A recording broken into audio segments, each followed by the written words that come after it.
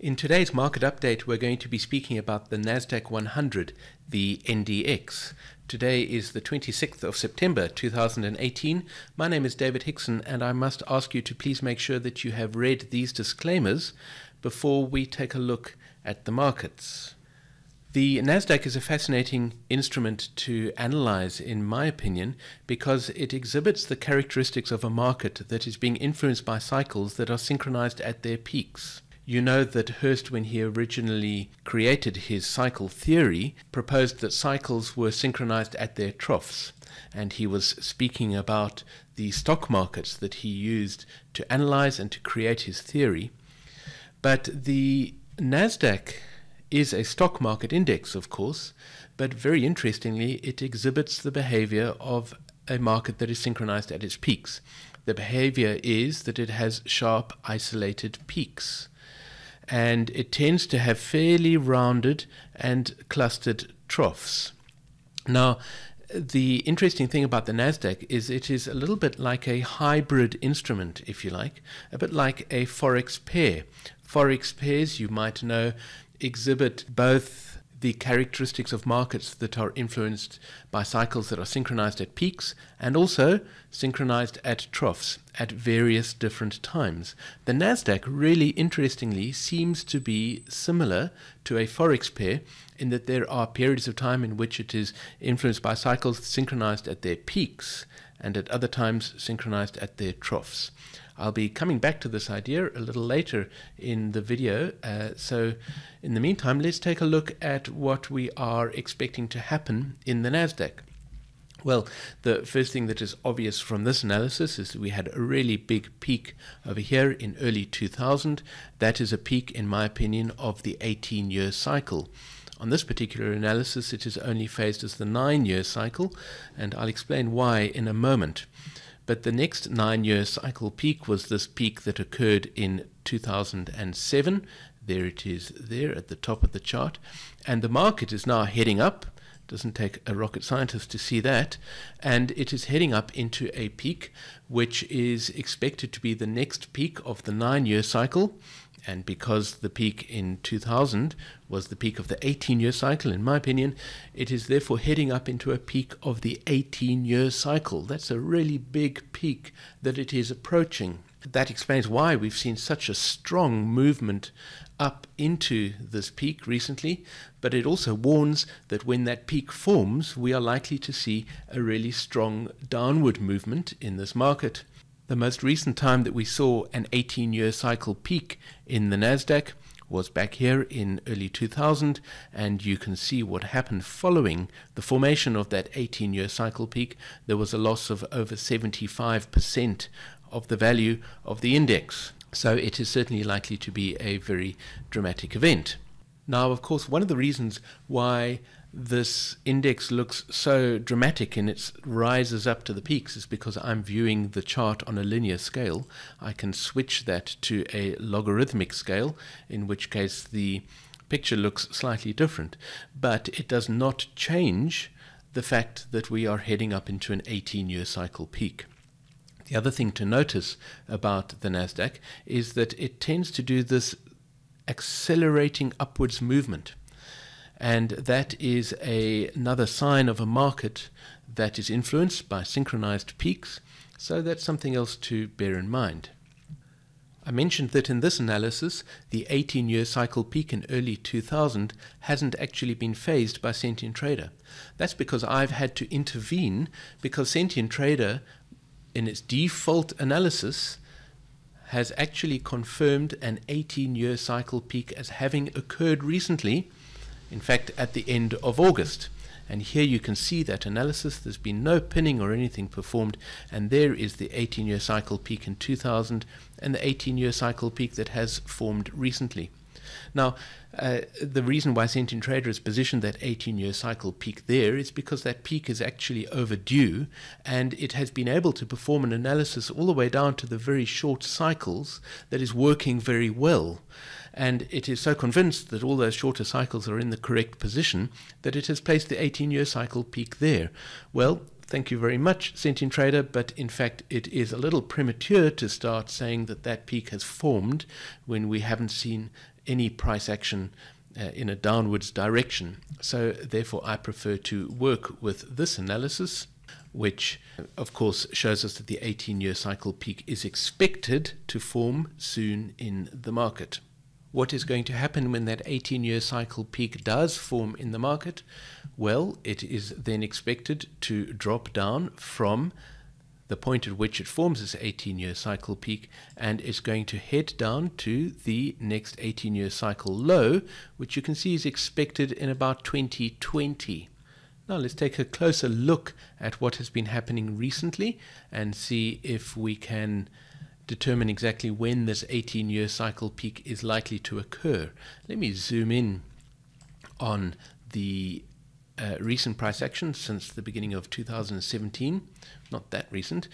Here we go, and you can see that we have a 40-week cycle peak in January of this year, a 20-week cycle peak in, I think that is June of this year, and there was an 80-day cycle peak, which was the recent peak in August.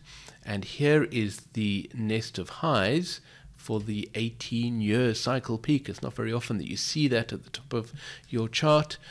And so, in fact, the time that this peak is expected, according to that nest of highs, is pretty much at the end of October or early November. So we certainly need to be standing by. But when it comes to an 18-year cycle peak, of course, we can expect some variation. And so how accurate that nest of highs is depends upon the accuracy of this recent analysis. Now let's take a look at the Composite Model Line, which is, of course, the combination of all the cycle information that we have from our analyses on this chart, recomposed to give us an idea of how the cycle analysis is reflecting what happened in the price action. So what I'm going to do is turn on that Composite Model Line, and there it is. You can see that this CML is actually telling us to expect that price is going to come up and form a peak soon, which is of course what we've already determined. Then it's going to come down and form this 18-year cycle trough over here, and then it's going to bounce up even higher and form another higher peak over there. And only at that point will the really big move downwards happen. So at this point we need to understand where this CML is coming from and why it is that it's presenting us with a higher peak following what we're expecting to be an 18-year cycle peak. The reason for that is because the 18-year cycle is not actually phased on this chart, as I've already mentioned. If we switch to the other chart and take a look at the Composite Model Line, you can see that including the 18-year cycle in the peak analysis provides us with the expected peak approaching soon, followed by the big move down that we would expect following the 18-year cycle peak. So with that in mind, let's go back to our preferred analysis. And I would like to discuss some more detail about this CML and explain how you can use the CML to query your analysis, to understand your analysis better, and to develop a better idea of what is expected to come next. The first thing that I would like to do with this Composite Model Line is I am going to turn off Sigma L and show you what that does to the Composite Model Line. Now that might be a little bit of a shock to you because you were watching a line that looked perfect. It was following price action. Now we're looking at a line that doesn't look perfect at all. What has happened? What has happened is that I've removed Sigma L, which is the sum of all cycles longer than the cycles included on this chart. So I've removed that information, and all of a sudden our Composite Model Line does not look as if though it matches price action at all. Why is that?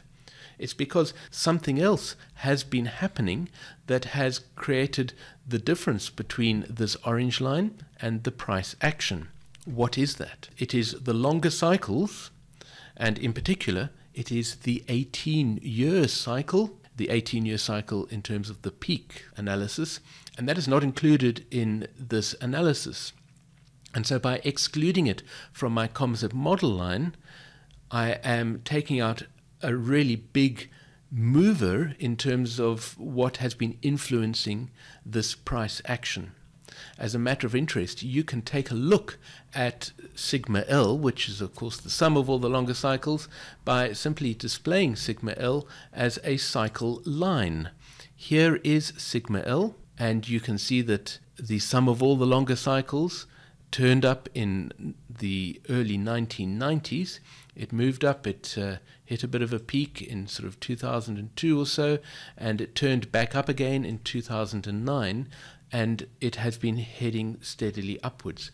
That means that the influence of all the longer cycles, as well as any unknown factors, let's bear in mind that not everything that moves financial markets are cycles, and it's quite possible that perhaps as human beings we're tremendously excited and bullish about technical stocks, because of course the Nasdaq is a collection of technology stocks, and it's possible that that tremendous enthusiasm for technology is driving this market up as well, and perhaps that is something that has nothing to do with cycles whatsoever. Nevertheless, all of that information is contained in this sigma L line, which, as you can see, changes very slowly over time. Now let's go back to our composite model line, our rather disappointing composite model line, and let me show you something else. In the composite model line, we are combining the results of the trough analysis and the peak analysis, but I can select them individually. So if I show only the trough analysis in the composite model line, you can see that what we have here is something that doesn't really match that price action at all. Does that mean it's a terrible analysis? Does that mean something's wrong? Well, not necessarily. But what it certainly does tell us is that the information contained in the trough analysis isn't giving us very good information about what is actually happening in the market. Now let's take a look at the composite model line, considering only the peaks and not the troughs.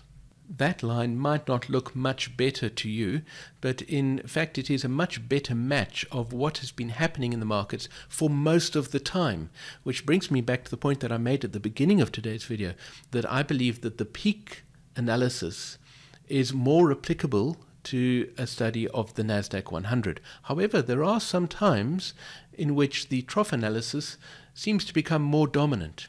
Let me show you what I mean. I'm going to zoom in on the price action between 1997 and 2003. And here you can see how well the composite model line, which is based, as a reminder, purely on the peak analysis.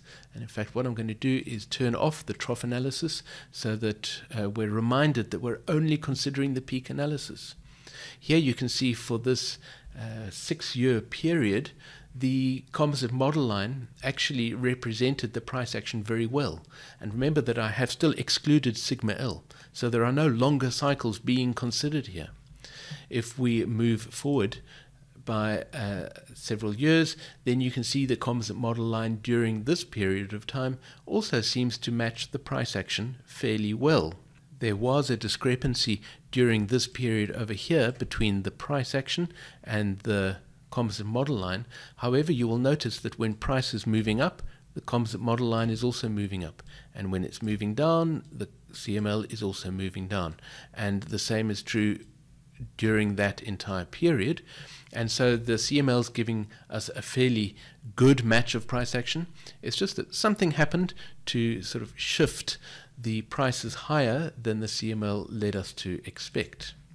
Now, when we move forward to the period from 2010 until 2016, you'll notice that here something goes horribly wrong with the comparison between the CML and the price action.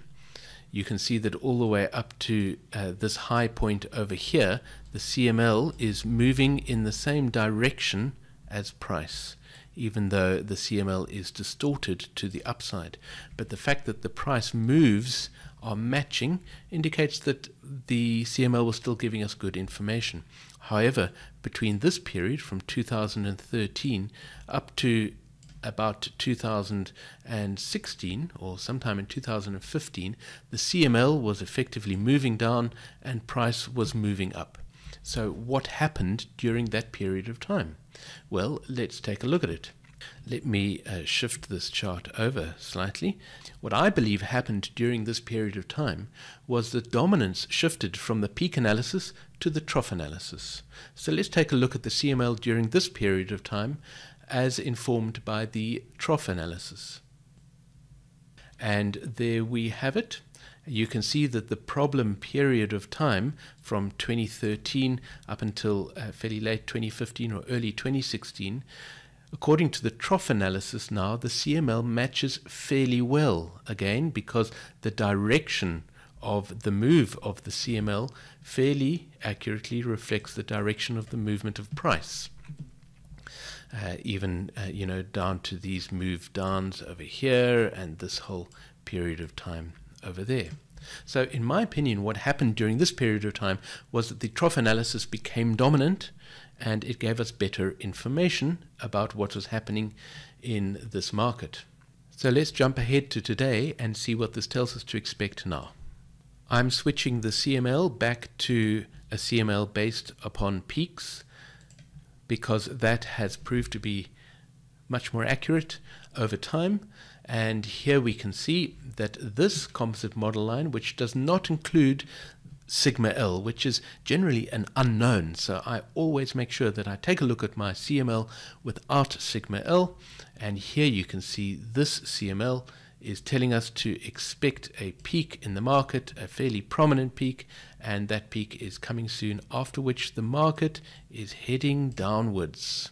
Let's slide this chart over to the left so that we see a little more detail there. And there is that strong move down from the 18-year cycle peak. Now, according to the peak analysis, we're expecting the market to move down to a trough, which will only form in the year 2021. However, of course, when we're speaking about troughs, we should probably consider the trough analysis. So let me show the trough analysis again. And slide this chart over a little further. And I need to rescale my chart so that I can see the extent of that move. And here you can see a composite model line based both upon peaks and troughs is indicating a move down from the 18-year cycle peak down to late 2020, or perhaps right at the beginning of 2021, because it is heading down into this nest of lows for the 18-year cycle. Finally, how are we going to know that the 18-year cycle has formed in the markets? Well, of course, we will turn to our cycle tools, the FLD and the VTL. And the FLD that I'm going to be watching is the 20-week cycle FLD, because when price crosses down below that 20-week cycle FLD, I will be confident that the 20-week cycle has formed a peak, and that's certainly going to be a peak worth noticing. In terms of the VTL, we have an interesting 80-day VTL, and you can see how price is at the moment sort of caught in the triangle between an upward pointing and a downward pointing 80-day VTL. So we don't really have a VTL that can be triggered, but a trend line drawn across these low prices over here would certainly give us an early warning, although I would place more emphasis at this time on the FLD. I do hope that you found this market update interesting. Please let me know your thoughts about what is happening in the Nasdaq 100, and I look forward to seeing you on our next market update.